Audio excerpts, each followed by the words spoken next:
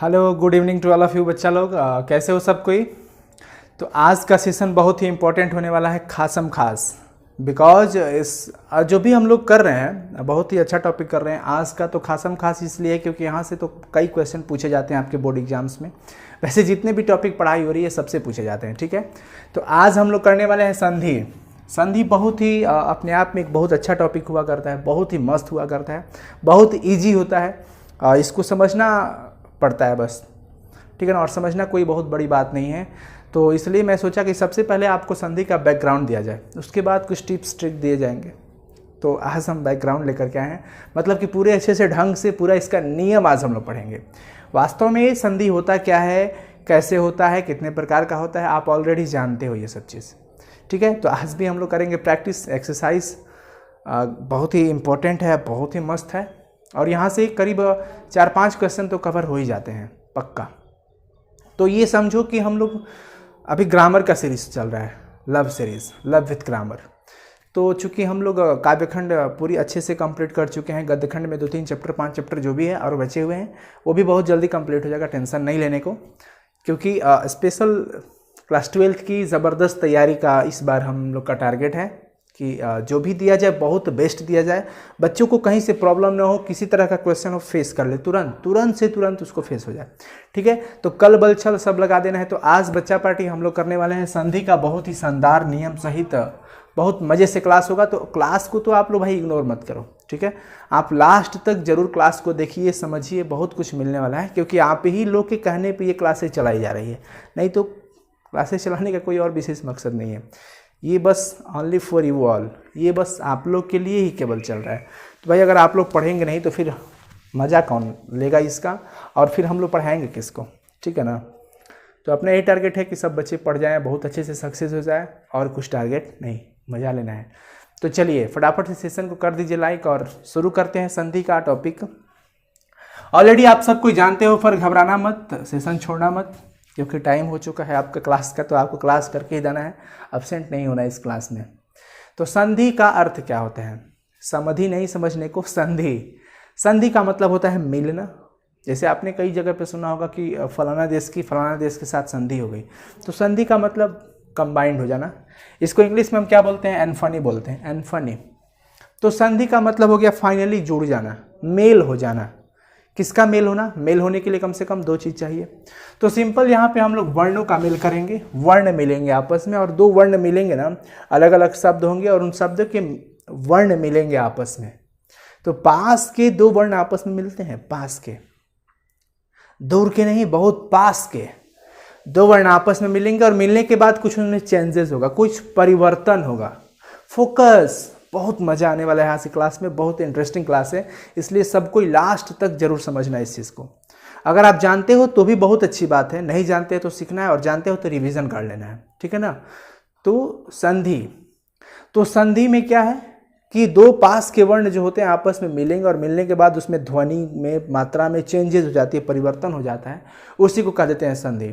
जन्म से कई बच्चे चिल्लाते रहते हैं कि 2 वर्णों के मिलने से जो विकार उत्पन्न होता है, जो ध्वनि या उच्चारण में परिवर्तन होता है, उसी को संधि कहते हैं। जी हाँ, इसे ही वास्तव में संधि कहते भी हैं, ठीक है ना। जैसे सिंपल सा बहुत ही बच्चा वाला एग्जाम्पल, सिंपल, पुस्तक धन आलय, पुस्तक धन आलय। देखो पास का, मैंने बोला कि पास का,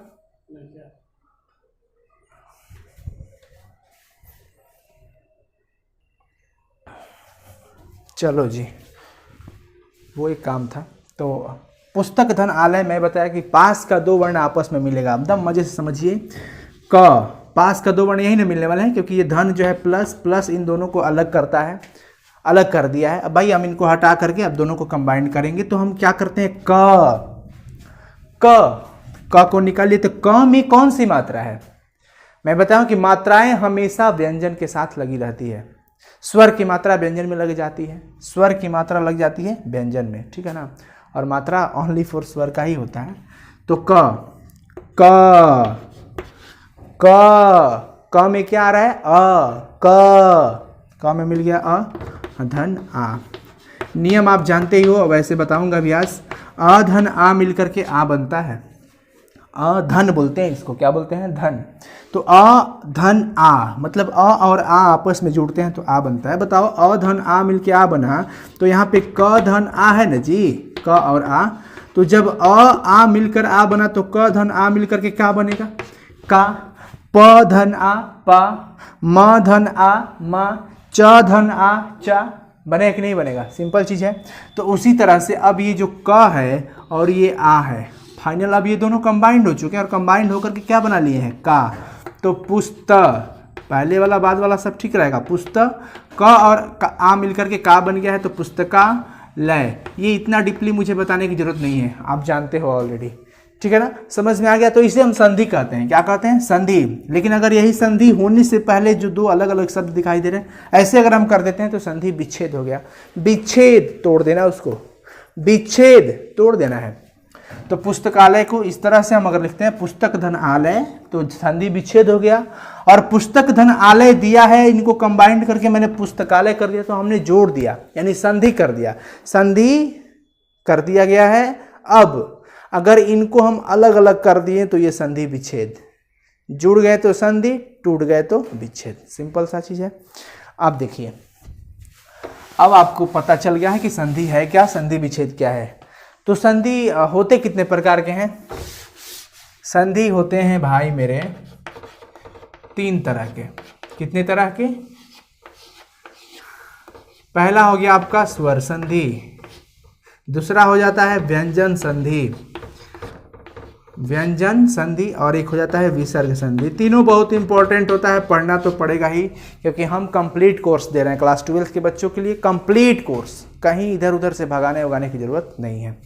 इसलिए कभी भी आपको इच्छा हो तो आप प्लेलिस्ट में वीडियो रहेगा, ये परमानेंट देख सकते हैं कभी भी इच्छा हो तो संधि के कितने पुत्र, 3 पुत्र। संधि के कितने पुत्र, 3 पुत्र। पहला पुत्र का नाम है स्वर संधि, दूसरा पुत्र है व्यंजन संधि, और तीसरा पुत्र है आपका विसर्ग संधि। तो हम सबसे पहला पुत्र से काम लगाएंगे। स्वर संधि है तो आपको पता है कि स्वर संधि में स्वर वर्णों के मेल के कारण जो भी विकार उत्पन्न होगा, स्वर वर्णों के मेल के कारण, यानी इसमें जो भी डिस्टर्बेंस करेंगे हम स्वर में करेंगे, स्वर में होगा विकार तो ये स्वर वर्ण हो जाएगा, सॉरी स्वर संधि हो जाएगा। और इस सब को पता करने के लिए आपको भाई स्वर वर्ण, व्यंजन वर्ण ये सब पता होना चाहिए, अंतःवस्थ वर्ण पता होना चाहिए, ऊष्म वर्ण पता होना चाहिए, सब कुछ बता दिया गया है, वर्ण विचार। तो चलिए फिर हम स्वर संधि शुरू करते हैं। अब स्वर संधि के भी अलग अलग टाइप्स होते हैं, स्वर संधि के भी अलग अलग टाइप्स होते हैं। जैसे मैंने अगर बात किया विद्याधन आलय का, विद्याधन आलय, ये आपसे पूछा जाएगा ये किस प्रकार का संधि होने वाला है, तो पहले तो हम इसका कर लेते हैं। तो विद्याधन आलय से विद्यालय बनेगा, फाइनल चीज़ें आपको पता है, क्योंकि द्या में आ, द्या में क्या आ रहा है, आ, चिल्लाओ अभी घर पे, आ धन आ बनेगा तो द्या धन आ, द्या बन गया। तो विद्यालय, देखो यहाँ पे क्या है, आ है, यहाँ पर भी क्या है, आ है, तो आ ये दोनों स्वर वर्ण है ना, तो इनके मिलने के बाद यहाँ पे स्वर में ही तो विकार उत्पन्न हुआ है, तो इसीलिए हम इसे स्वर संधि कहते हैं, ठीक है। तो स्वर संधि जो होते हैं वो कितने प्रकार के होते हैं, 5 प्रकार के। ये पूछा जा सकता है कि स्वर संधि के कितने प्रकार होते हैं, कितने भेद होते हैं। स्वर के, संधि के तो 3 भेद होते हैं, संधि के 3 भेद होते हैं। कौन कौन सा, स्वर संधि, व्यंजन संधि, विसर्ग संधि। कंप्लीट कोर्स दे रहा हूँ इसीलिए घबराऊंगा नहीं, टिप्स ट्रिक अगला सेशन में देखूंगा तो लेकर के आऊंगा, लेकिन पहले इसका बैकग्राउंड बहुत अच्छे से चाहता हूं कि दे दूं आपको। स्वर संधि, व्यंजन संधि, विसर्ग संधि। अब हम शुरू करते हैं स्वर संधि। तो स्वर संधि के कितने पुत्र हो जाएंगे, 5 पुत्र। कितने हो जाएंगे, 5, और ये बहुत इंपॉर्टेंट होते हैं। सबसे पहला हो जाता है आपका दीर्घ संधि। कौन सा, दीर्घ संधि। फिर हो जाता है आपका गुण संधि, फिर हो जाता है वृद्धि संधि। बहुत इंपॉर्टेंट है सब, ठीक है ना, लास्ट तक जरूर देखिएगा क्लास को, तभी कुछ समझ पाइएगा, नहीं तो इधर उधर घूमते रह जाइएगा। दीर्घ संधि, गुण संधि, वृद्धि संधि, उसके बाद आपका हो जाता है दीर्घ यण संधि हो जाएगा ना, हाँ दीर्घ तो हो ही गया है। उसके बाद आपका अयादि संधि। ये 5 हो जाते हैं पुत्र। गाना सुने ना, मेरे रे सास के 5 पुत्र थे, 2 देवर 2 जेठ सोनी है, जो भी हो। तो स्वर संधि के भी 5 पुत्र। अरे स्वर संधि के 5 पुत्र थे, पहला है दीर्घ संधि भाइयों, दूसरे नंबर पे गुण संधि है, तीसरे नंबर पे वृद्धि भाइयों, 4 नंबर पे यण, चार पे यण और 5वां अयादि, 4 पे यण और 5वां अयादि, कैंसिल हो गई मोनू की शादी। कोरोना का चक्कर है, शादी होने वाली थी इनकी बट आगे चलेगा अब। तो ये 5 हो गए, कितने हो गए? 5। तो ये चीजें बहुत इंपॉर्टेंट हुआ कि भाई स्वर संधि के 5 पुत्र है। हाँ, दीर्घ संधि, गुण संधि, वृद्धि संधि, यण संधि और अयादि संधि। अब हम एक एक करके इन सबको समझेंगे, ठीक है। तो अब हम शुरू करते हैं दीर्घ संधि का। दीर्घ संधि में क्या है? दीर्घ का अर्थ हो जाता है बड़ा। दीर्घ का मतलब शॉर्ट में चलेंगे, बड़ी अच्छे से नियम को हम आपको लिख देंगे, ज़्यादा लंबा चौड़ा वर्ड एक्सप्रेशन नहीं कर रहे हैं यहाँ पे, ताकि बच्चों को ऐसा ना हो जाए कि वो लेंदी नहीं होने देना है ऐसे करना है, ठीक है। दीर्घ शब्द का अर्थ क्या हुआ? बड़ा। दीर्घ का मतलब बड़ा, यानी इसमें हमेशा बड़ा वाला स्वर मिलेगा, ध्यान रखना है। 2 छोटा वाला को बजा दो, बड़ा वाला बन जाएगा। अ जोड़ दो, आ बन जाएगा। अच्छा, एक छोटा और एक बड़ा बजा दो, बड़े वाले की जीत हो जाएगी, फिक्स है। कभी भी मैं दीर्घ संधि की बात कर रहा हूं भाई, 2 छोटा वाला लगा दो, अ लगा दो, ई लगा दो, ऊ लगा दो, ये सब होते हैं ना। तो भाई 2 समान हो गए, तो इनको जोड़ दो, अ को जोड़ दो, तो 2 हर्ष स्वर आपस में कंबाइंड जब होगा तो दीर्घ स्वर बना लेगा। अ मिलके आ बन जाएगा। छोटी मिलकर के बड़ी वाली ई, मात्रा ये इसकी मात्रा ऐसे होती है, इसकी भी मात्रा ऐसे होती है किसी शब्द पे ना, और इसका ऐसे हो जाता है। ये सब तो आप जानते हो। ऊ ये बड़ा वाला ऊ बना लेगा कि नहीं बना लेगा? सिंपल सा चीज है। अच्छा, कभी कभी ऐसा हो जाता है कि अधन आ मिल जाए आपको। अब सोचोगे क्या होगा? कुछ नहीं, एक छोटा वाला और एक बड़ा वाला, एक 5 साल का बच्चा, एक 8 साल का बच्चा, दोनों में फाइट होगी। कौन जीतेगा? 8 साल वाला। उसके पास मतलब पावरफुल है। सिंपल सा लॉजिक समझो। अब ट्रिक्स लगाओगे तो वो छोटा वाला भी कभी कभी जीत सकता है, लेकिन ऐसा नहीं करने को। अधन आ, छोटा बड़ा लड़ेंगे तो बड़ा वाला जीतेगा हमेशा। छोटा बड़ा लड़ेंगे तो हमेशा कौन जीतेगा? बड़ा वाला ई है। इसी तरह से छोटा वाला प्लस में बड़ा वाला। तो देखो इसमें क्या हुआ है कि हमेशा हमको क्या मिला? हमेशा हमको दीर्घ स्वर मिला, दीर्घ मिला। तो इसको हम दीर्घ संधि कहते हैं। जब 2 समान स्वर या फिर एक हर स्वर एक दूसरा दीर्घ हो, आपस में मिलते हैं तो जो विकार उत्पन्न होता है उसे हम क्या कहते हैं? दीर्घ स्वर। सिंपल सा चीज है। जैसे आपकी अगर बात करें हम यहाँ पे देखो, परीक्षा धन अर्थी, ऐसे अगर पूछ दिया जाए परीक्षा धन अर्थी क्या बनेगा? सिंपल सा है, प्लस के लेफ्ट साइड प्लस के दाएं साइड, बस यही आपको देखना है और कहीं देखने की जरूरत नहीं है। परीक्षा में प्लस कहाँ कहाँ लगा है, किनको अलग अलग कर दिया है बेचारे को। मतलब कितने अच्छे 2 दोस्त थे, दिल पे दिल लगा कर बैठे हुए थे। कितना मस्त। ये बीच में आकर के ये अलग कर दिया, इसको हटाओ, इसको ये डिस्टर्ब किया ना। तो छा में कौन सी मात्रा आ रही है? आ की। यहाँ पे आ गया आ, प्लस में ये आ। अब बताओ आ पटका पटकी कर जाए, भिड़ गए दोनों, कौन जीतेगा? आ वाला। तो जब आ धन अ मिलके आ बनता है तो छा धन अ अगर मिला दो, छा धन अ तो क्या बन जाएगा? छा बन जाएगा।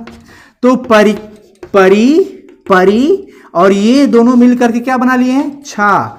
परीक्षार्थी। अब पूछेगा परीक्षार्थी किस प्रकार की संधि है भाई? तो परीक्षार्थी बताओ, अब ये कौन सा है? दीर्घ हुआ ना, परीक्षा दीर्घ बना तो दीर्घ संधि है। ये पूछ देता है कभी कभी। आपसे हर तरह के क्वेश्चन पूछा जा सकता है। या तो संधि दिया रहेगा, कहे कि संधि विच्छेद बताओ, या तो विच्छेद दिया रहेगा इसका संधि क्या होगा ये बताओ, और नहीं तो ये शब्द दिया रहेगा, कहे कि किस प्रकार की संधि है। तो आपको तीनों के लिए तैयार रहना है। इसलिए पेड़ पे चढ़ना सीख जाए, उतरना भी सीख जाना है, और किस पेड़ पे चढ़ रहे हैं ये भी समझ जाना है। पेड़ पे चढ़ रहे हैं समझ जाना है, उतरते हैं ये भी समझ जाना है, और किस पेड़ पे। अब बबूल के पेड़ पे चढ़ रहे हो, ठीक है, याद रखना बबूल के पेड़ पे चढ़ रहे हैं। अब कांटेदार पेड़ पे भी चढ़ रहे हो तो ये भी याद रखना। हो सकता है तुम्हारे पास ऐसा औजार होगा जो लगा के चढ़ा सकते हो, कोई दिक्कत नहीं, बट आपको फाइनली ये चीज़ मेमोराइज रखना है कि आप कहाँ पे चढ़ रहे हो, मतलब किस संधि में पढ़ाई कर रहे हो, किस प्रकार की संधि स्टडी कर रहे हो, ये चीज़ें फोकस करना। इसीलिए मैं इसका बैकग्राउंड क्लास कर लेकर के आया हूँ, ताकि आपको बहुत अच्छे से पूरा नियम समझ में आ जाए। टिप्स ट्रिक्स तो चलती रहती है, अपना पूरा जीवन पड़ा हुआ है। अभी अगस्त शुरू होगा एक आध दिन में, मतलब अगस्त से लेकर के पूरा दिसंबर जनवरी पड़ा हुआ है ट्रिक्स पढ़ने के लिए, 12th क्लास के लिए। तो सिंपल सी बात हो गई कि ये जब पूछा जाएगा ये किस प्रकार का संधि है, तो हम दीर्घ संधि कहेंगे, है ना। अगर आपसे पूछ दिया जाए भानु, भानु धन उदय, भानु धन उदय, अब बताओ ये प्लस की लेफ्ट साइड में क्या है, नू, नू, नू, नू, नू में क्या आ रहा है, ऊ आ रहा है। और कौन सा ऊ है, आप सिंपल सा देख रहे हो, छोटा वाला ऊ है, छोटा वाला ऊ, प्लस में यहाँ पर भी छोटा वाला, दो छोटा वाला मिलेंगे तो बड़ा वाला, बड़ा वाला बनेगा कि नहीं बनेगा। तो यहाँ पे भा नू, देखो अब ये वाला ऊ और ये ऊ मिलकर के दीर्घ बना दिया है, तो ये वाला हो जाएगा ना, और दय। तो कभी ये मत सोचना कि ओ सर जी यहाँ पे हर्षऊ था, आप यहाँ पे बड़ा वाला ऊ दीर्घ ऊ कैसे कर दिए हो। ए भाई यही तो समझना है, संधि हो गया। कभी कभी आप ध्यान रखना कि शब्द जब भी एक हो जाते हैं, ऐसे नियम है हमारे व्याकरण के अंदर कि कभी कभी उनकी मात्राएं चेंज हो जाती है, सिंपल सा चीज़ है। और ऊ ये छोटा वाला था और एक और छोटा वाला ऊ उस पर चढ़ाई किया है, भाई हम भी आ रहे हैं, आ रहे हैं, आओ ना, दोनों मिलकर के एक बड़ा वाला हो जाते हैं, बड़ा वाला हो गया है। तो भानुदय। अब बताओ यहाँ पे पूछा जाए कि भानुदय किस प्रकार की संधि है, भानुदय किस प्रकार की संधि है। तो भाई सिंपल, आपने देखा यहाँ पे विकार उत्पन्न हुआ, ये सब कुछ एनालिसिस करना पड़ेगा आपको, शरबत नहीं मिलेगा सर, संधि का शरबत है, लीजिए पी लीजिए, मजा आ गया। अब संधि जीवन में नहीं भूलेंगे, शरबत ही दे रहे हैं, कोशिश कर रहे हैं ताकि आप जीवन में ना भूलो। पर प्रैक्टिस पे बहुत ज़्यादा डिपेंड करता है, ये प्रैक्टिस जितना करोगे ना, ये कुछ ऐसे वर्ड होते हैं संधि वगैरह हमारे ख्याल से, क्या ना कि अगर आप प्रैक्टिस करते हो तो बहुत मजा आ जाता है। पता है क्यों? क्योंकि खुद से एक एक्सपीरियंस होने लगता है। आप ऑप्शन देखते ही कहोगे यार नहीं ये सही है, ये सही है, ऑप्शन देखते ही आपके अंदर से एक फीलिंग आएगी। बट फिर भी बैकग्राउंड क्लास बहुत इंपॉर्टेंट होता है। तो भानुदय किस प्रकार का हो गया आपका, दीर्घ संधि। तो दीर्घ संधि समझ में आ गया होगा, आई होप कि आप अच्छे से समझ गए होंगे। अब सेकेंड नंबर पे बात करते हैं हम गुण संधि पे। किस संधि पे? गुण संधि पे। कंप्लीट नोट्स बनाते चलना इसका, कंप्लीट आपको।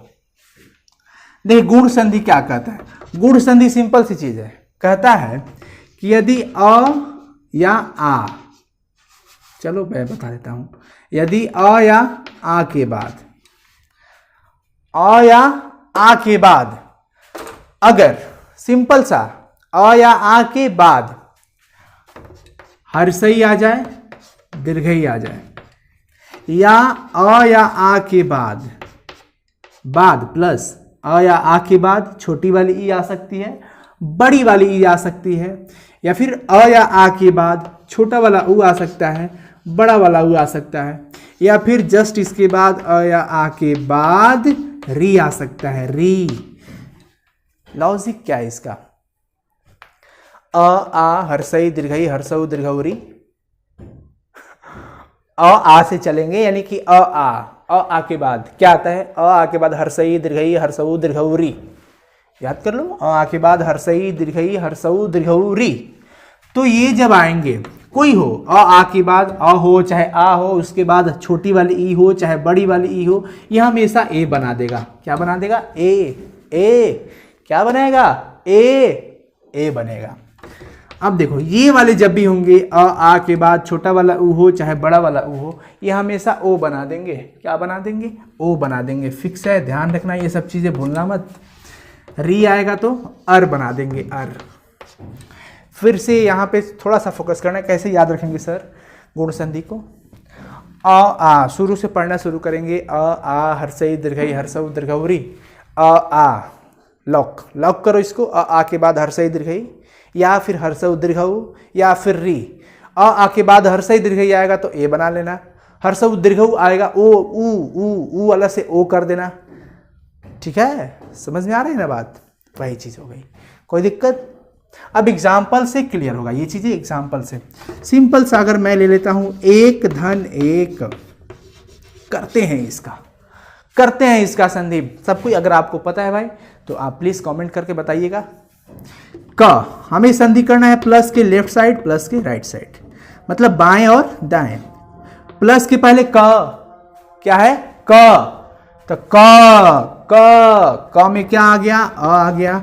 धन यहाँ पे क्या है भाई मेरे? ए। अ के बाद कहा गया, ओ हम लोग दूसरा पढ़ रहे हैं एग्जाम्पल, हमें ये नहीं लेना था, सॉरी। हम लोग आगे वाला में चले गए। सिंपल, चलो देवधन इंद्र, देवधन इंद्र, देव व, तो व में क्या आएगा, व में अ आ रहा है ना, और यहाँ पे ई आ गया। अब बताओ अ के बाद ई आ जाए क्या बनेगा, ए बनेगा। क्या बनेगा, ए। सिंपल है, जब भी अ के बाद ई आ रहा है तो ए बन रहा है, तो व के बाद ई आ रहा है। नियम है कि अ के बाद ई आए तो ए बनेगा, और अगर व के बाद ई आए तो वे बन जाएगा। क के बाद ई आता तो के बन जाता, प के बाद ई आता तो पे बन जाता, तो ये वे बन गया। यानी कि दे और ये व और ई मिल के क्या बना लिए हैं, वे। देवेंद्र क्या बन गया, देवेंद्र। अब पूछेगा आपसे देवेंद्र किस प्रकार की संधि है, देवेंद्र जो है वो बताओ ये किसमें किस प्रकार की संधि हुई। तो आप देख रहे हो कि देवेंद्र धन इंद्र, देव धन इंद्र, ये भाई ये तो अ ई वाला आ गया है, तो पक्का गुण संधि है। कौन सी संधि हो जाएगी, गुण संधि। तो ये सब चीजें आपको फोकस करना पड़ेगा, और ये प्रैक्टिस हम इतना करवा देंगे ना कि आपको कोई प्रॉब्लम ही नहीं होगा। अरे बाप रे, समझ में आई बातें, कोई दिक्कत नहीं होना चाहिए। इसी तरह से एक और एग्जांपल अगर आपसे दे दिया जाए तो महाधन ईस, महाधन ईस। और एक इसमें सबसे बड़ी पॉइंट होती है, ध्यान रखिएगा कि दो जो शब्द आप विखंडित कर रहे हो, तोड़ रहे हो उसको, ये दो शब्द हैं, इनमें दोनों का भाई अर्थ निकलना चाहिए। बिना अर्थ का कोई मतलब ही नहीं है, अर्थ पक्का बनना चाहिए। अर्थ का बनना बहुत ही इंपॉर्टेंट होता है। तो महाधन इस, महा हा हा में क्या आ गया, आ रहा है।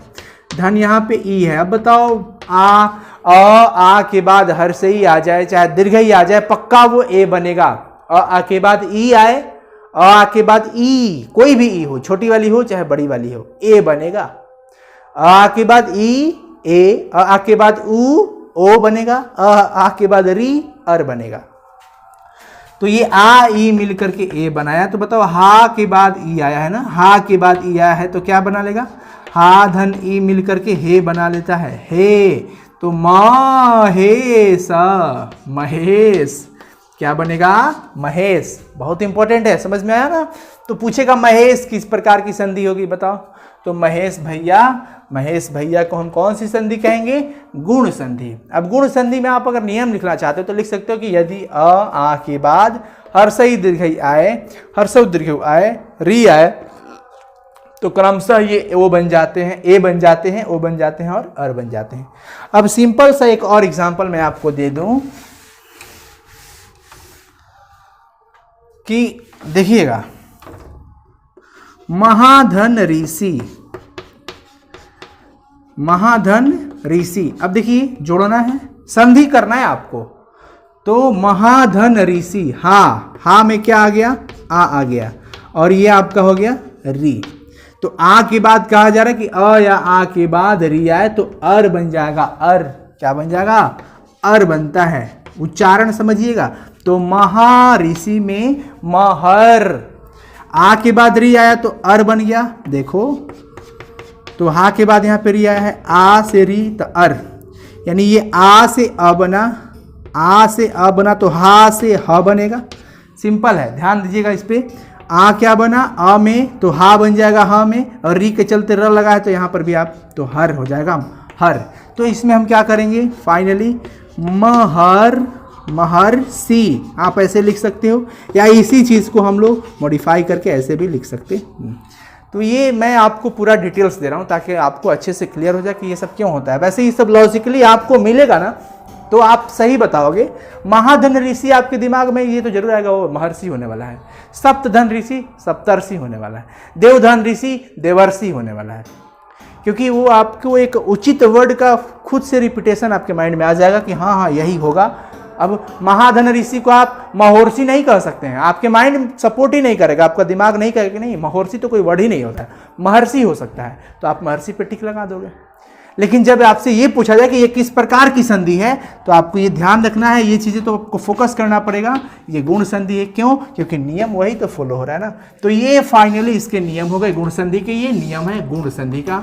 अगर आप चाहो तो एक इसका स्क्रीनशॉट ले सकते हो, ठीक है। अब हम बात करते हैं नेक्स्ट वृद्धि संधि का। कौन सा? वृद्धि संधि। वृद्धि संधि बहुत ही इंपॉर्टेंट होता है। देखिए आ के बाद हमने ई लिया, उ लिया, री ले लिया। अब किसकी बारी आएगी? अ या आ के बाद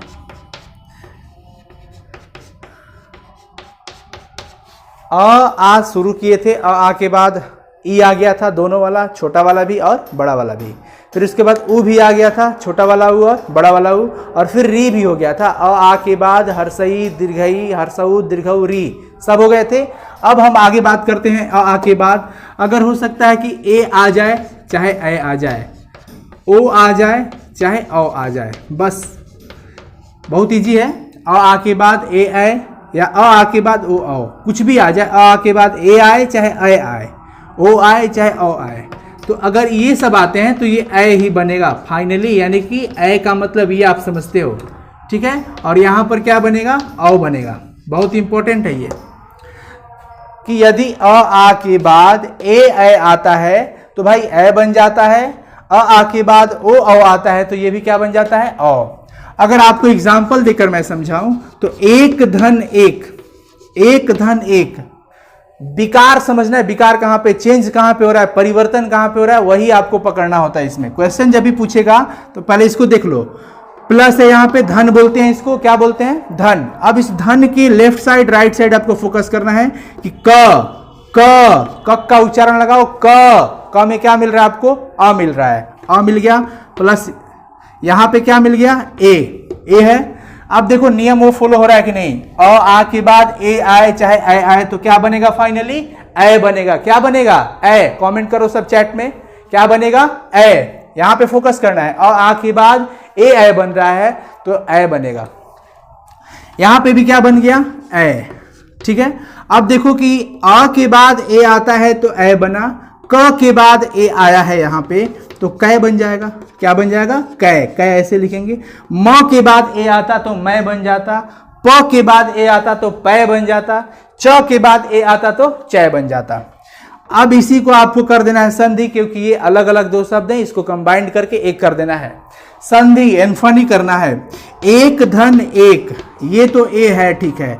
क और ए मिलकर के क्या बना दिया है? कै। तो हम इन दोनों की जगह पूरा कंबाइंड करके कै लिख देंगे और फाइनली लास्ट में क्या बच गया? वर्ण क। तो एकाएक बन गया। एकाएक। अब आपसे क्वेश्चन हो सकता है कि एकाएक का संधि विच्छेद करें, तो एकाएक यहां से तोड़ दोगे, कै है ए तो एक धन एक हो गया, ठीक है। अब इसमें दोनों का अर्थ निकलता है, एक एक का मतलब एक एक, तो एकाएक हो गया।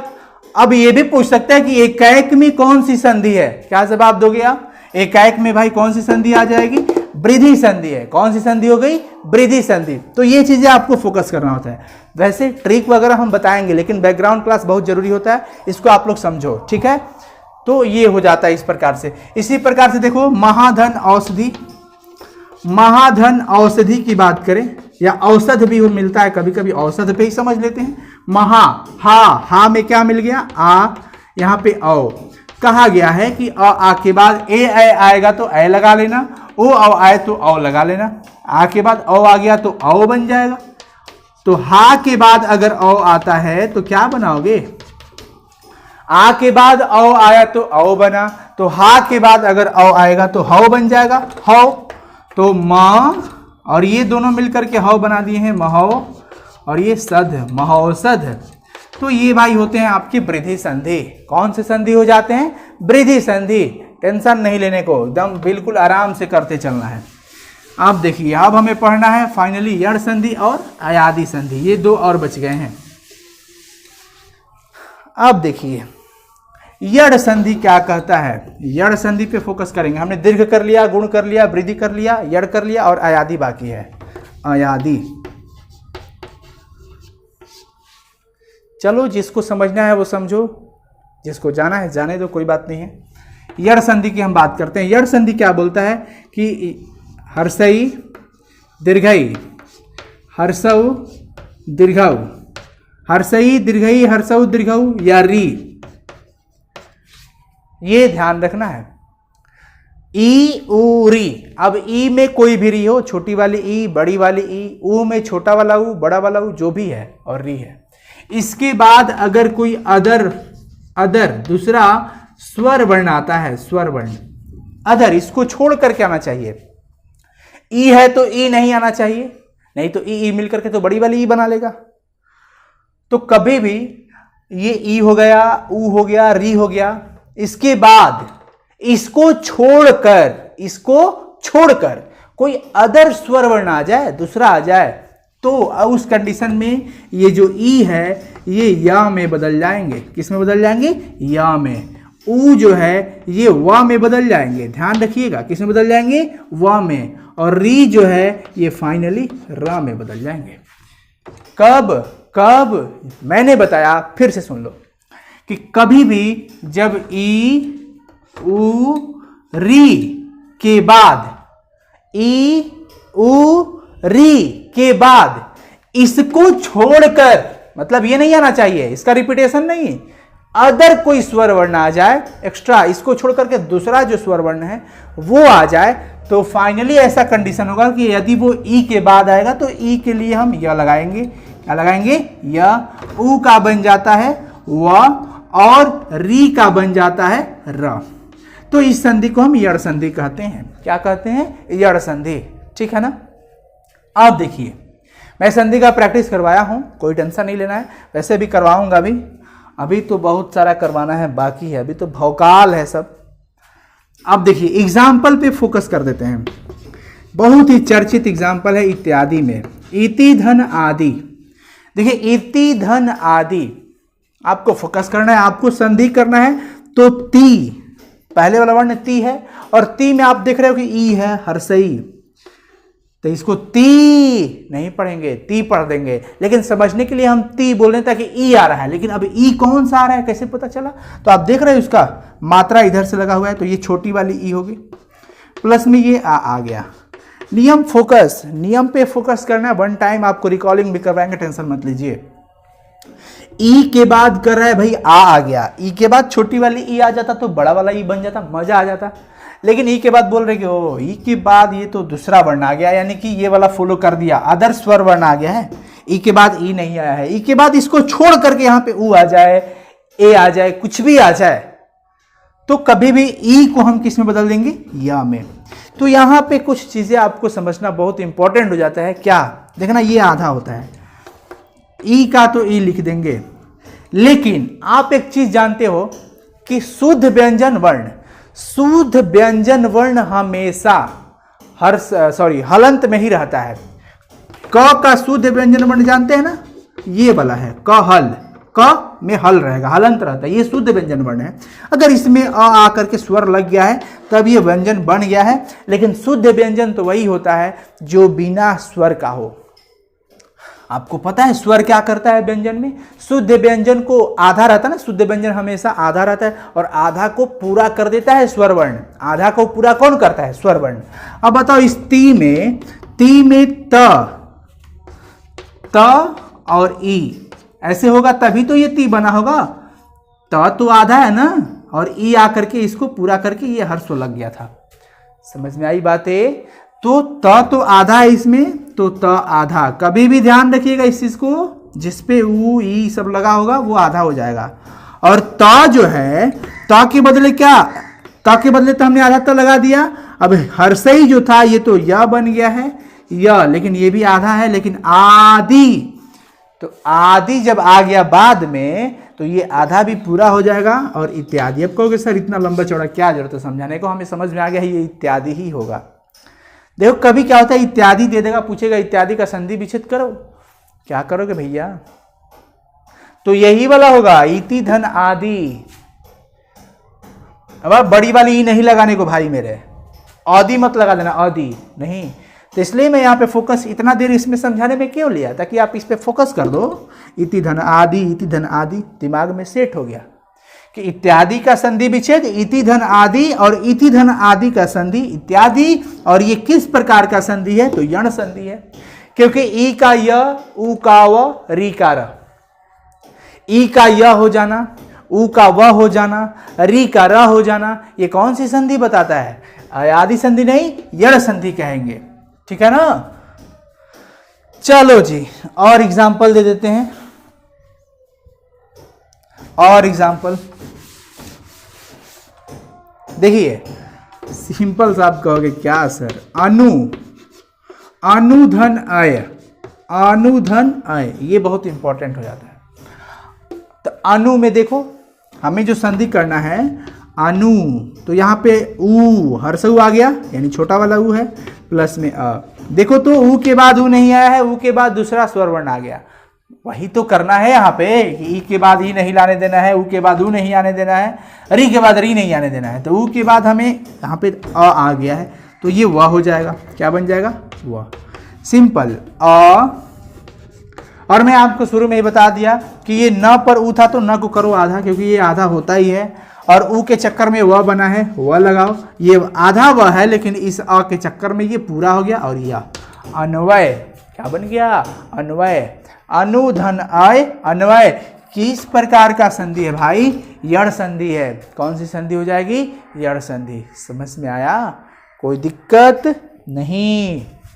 अब देखो इसी तरह से अगर आप बात करते हो, देखो यण संधि में एक बहुत चीज और, जैसे अब तो ये री वाला, अब सोचो कि सर री वाला एक एग्जांपल दीजिए। पितृ, री वाला बताना, पितृ धन आदेश, पितृधन आदेश। तो पी देखो त्रि, आधा त है और री है, आधा त है और री है, त्रि। तो पितृ।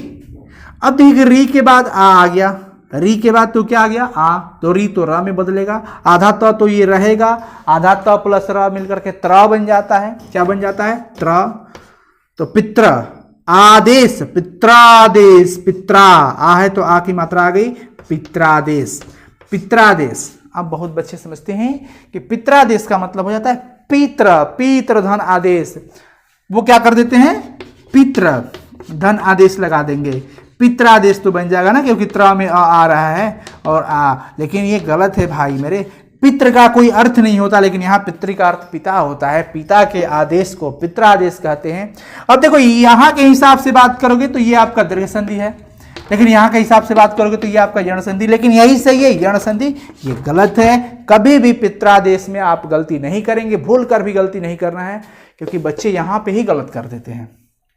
अब देखो, और मैं इतना तो गारंटी देता हूँ आपको भाई कि अगर आपको मैं प्रैक्टिस करवाऊँ, सेट देखोगे आप क्वेश्चन कहीं से भी, तो आपको संधि में दिक्कत नहीं होना चाहिए, क्योंकि आपका एक्सपीरियंस कुछ ना कुछ कह देता है यही वाला ऑप्शन सही है, यही वाला सही है, यही सेट हो रहा है। बोल करके आप देख करके उसको अनुभव करेंगे ना, ये वर्ड ज़्यादा सुने हैं, ये पित्रादेशी होता है, पितरी आदेश नहीं होता है। मतलब कुछ आपको खुद से फील हो जाएगा, वो कुछ ऐसे वर्ड मिलेंगे, केवल इसी पे नहीं है। अब हम बात करते हैं अयादि संधि का। अयादि संधि क्या कहता है? कहता है देखो ई ऊ ए, सॉरी ई ऊ री, क्रमबद्ध से चल रहा है। मैं वन टाइम यहाँ पर लिखूंगा आपको समझाने के लिए। देखो ई ऊ री के पास चल गए, अब आगे बारी आ गई ए ओ की बारी आ गई। इसके बाद अदर स्वर आना चाहिए, अदर स्वर वर्ण। इसमें क्या था? हर्षई दीर्घई, हर्षऊ दीर्घऊ, री के बाद अदर स्वर आया था। तो इसमें था कि कोई भी आ जाए यह बन जाएगा, कोई भी ऊ आ जाए वह बन जाएगा, री आ जाए तो र। लेकिन अब बारी आ गई, री के बाद क्या आता है? ए ओ हो गया ना। ए ओ के बाद अदर स्वर वर्ण आएगा, तो हम क्या करेंगे? तब क्या करेंगे बताइए? तो ए के लिए देखिएगा, बहुत फोकस करना है। ए का बन जाता है आय, ए का बन जाता है आय, ओ का बन जाता है औ, बताऊंगा, और इसका बन जाएगा आव। देखो ई से यह बन रहा था, तो इसमें यह है। ओ वाला से यहाँ पे ऊ वाला से वह बन रहा था, तो इसमें वह है। ए रहे तो अ, ए रहे तो आ, ओ रहे तो अ, औ रहे तो आ। सिंपल सा। इसमें ज़्यादा, जितना ज़्यादा एंट्री मारोगे ना, उतनी ज़्यादा आपको no knowledge no confusion, more knowledge more confusion. देखो मुझे तो ऐसा लगता है ना कि जिस चैप्टर के अंदर आपकी कन्फ्यूजन नहीं हुई ना, सोचो वो चैप्टर आपको समझ में ही नहीं आया। अगर जिस चैप्टर के अंदर आपकी कन्फ्यूजन हो गई, सोचो वो सबसे बेस्ट चैप्टर है आपका। पता है क्यों? क्योंकि आपको कंफ्यूज वो टॉपिक है, इसका मतलब आप उसमें बहुत ज़्यादा सोच रहे हो, बहुत अच्छी गहराई से जा रहे हो, कहीं ना कहीं वो अदर देन अच्छा आपका कंसेप्ट क्लियर दे रहा है। तो जिस चैप्टर के अंदर कन्फ्यूज़न हो गई, समझो वो द बेस्ट चैप्टर है आपका, ये हमारा कंसेप्ट है। आप सोचोगे कन्फ्यूज़न हो गई तो सर बेस्ट कैसे होगा? कन्फ्यूज़न आपको तब हुआ जब आप उसमें डीप गए हो, मतलब एक्स्ट्रा कुछ लेना चाहते हैं उसमें, तभी तो कन्फ्यूज़न क्रिएट हुआ है। तो जिस चैप्टर में कन्फ्यूज़न ना आए उसमें मज़ा ही नहीं आता है। कन्फ्यूज़न का होना बहुत ज़रूरी हो जाता है, तभी तो वो चैप्टर आनंद आएगा, उसको समझने में क्वेश्चन मार्क लगाओगे, ऐसा क्यों हुआ, ऐसा क्यों होता है, कब हुआ, सब करोगे तो मज़ा आ जाएगा। तो यहाँ पे ज़्यादा दिमाग लगा देना है, बस थोड़ा बहुत, ज़्यादा नहीं।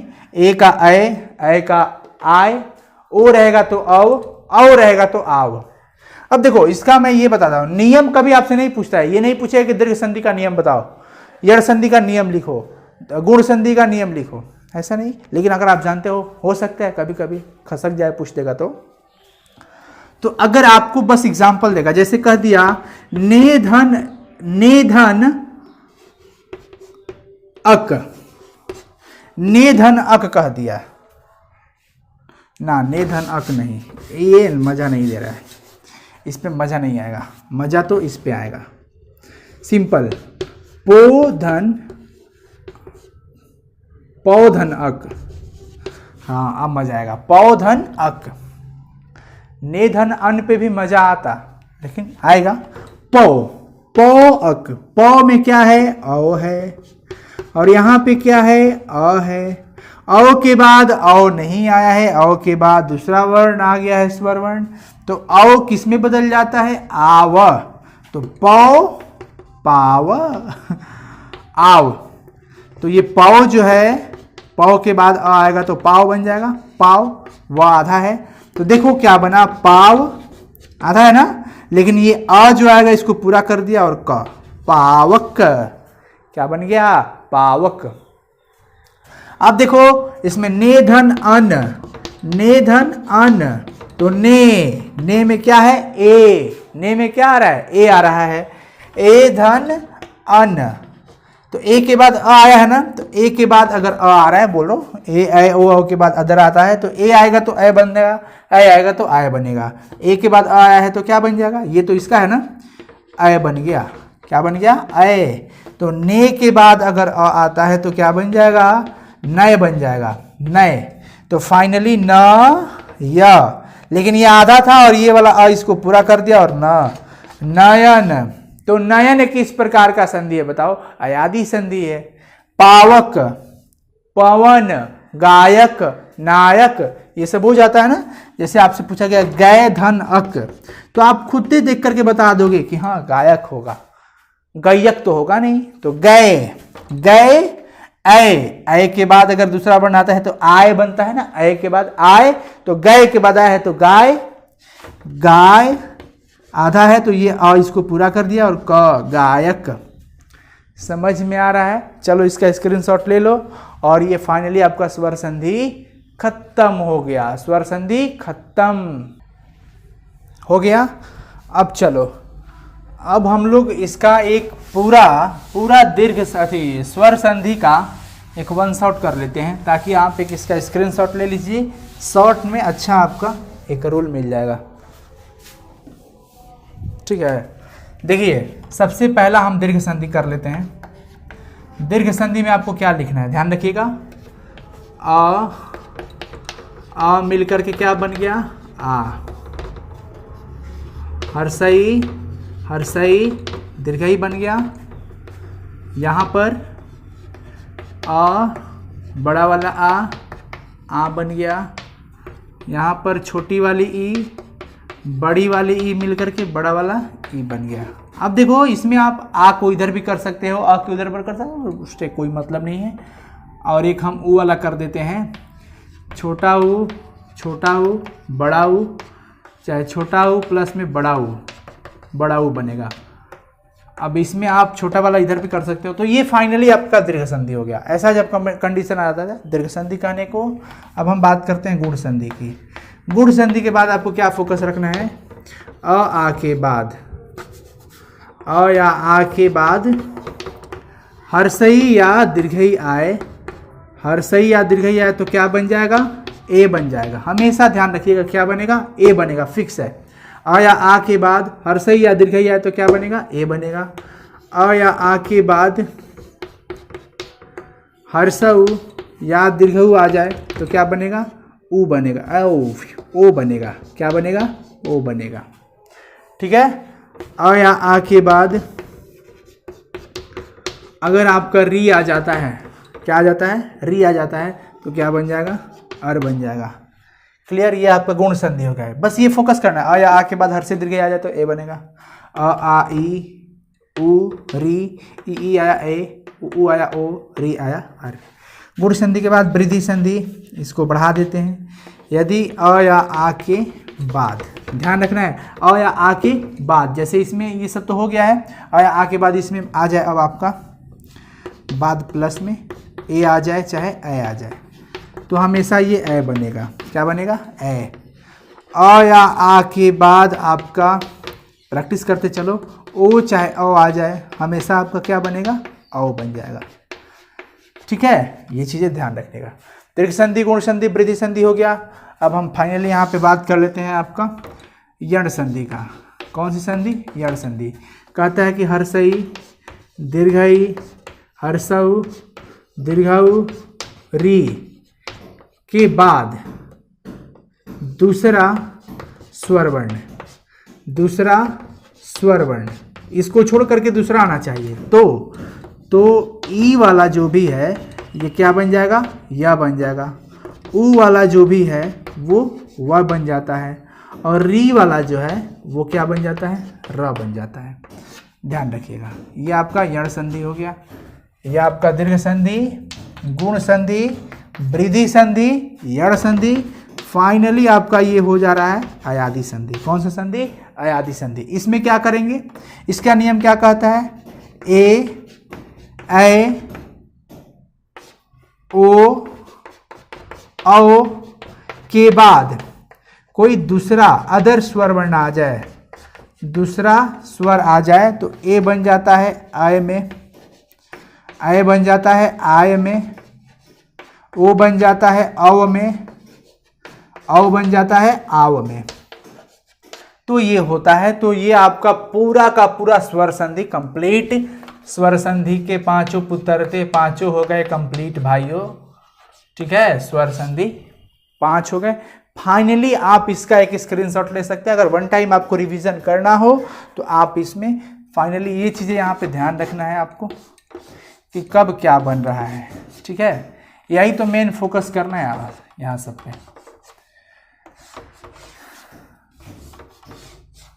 यही सब है, आप देखिएगा ये सब क्या, ये सब करना है। बस फाइनली आपका हो गया। हमारे ख्याल से आज एक एक करके हम लोग अगर ऐसे ही समझे तो बेहतर होगा। स्वर संधि आज कर लिए, एक दिन व्यंजन संधि कर लेंगे, एक दिन विसर्ग संधि बढ़िया से करना है ना, अच्छा मार्क्स कवर करना है भाई। अगर मान लो कि संधि 2 पूछा 3 पूछा, अगर वो माइनर मिस्टेक की वजह से, अब बताओ कैसे करें, माइनर मिस्टेक की वजह से वो भी गलती हो जाए तो जो भी 2-3 नंबर मिलने वाला था वो भी तो गलत हो जाएगा ना, नहीं मिल पाएगा। इसलिए मैं चाहता हूँ एक एक सेशन कंप्लीट करके दूँ, एक एक सेशन ही दूँ, आपको अच्छे से कंप्लीट हो। और मैं चाहूँगा कि आप इसका जरूर नोट्स बनाइए, इसको लिखिए अपने कॉपी में।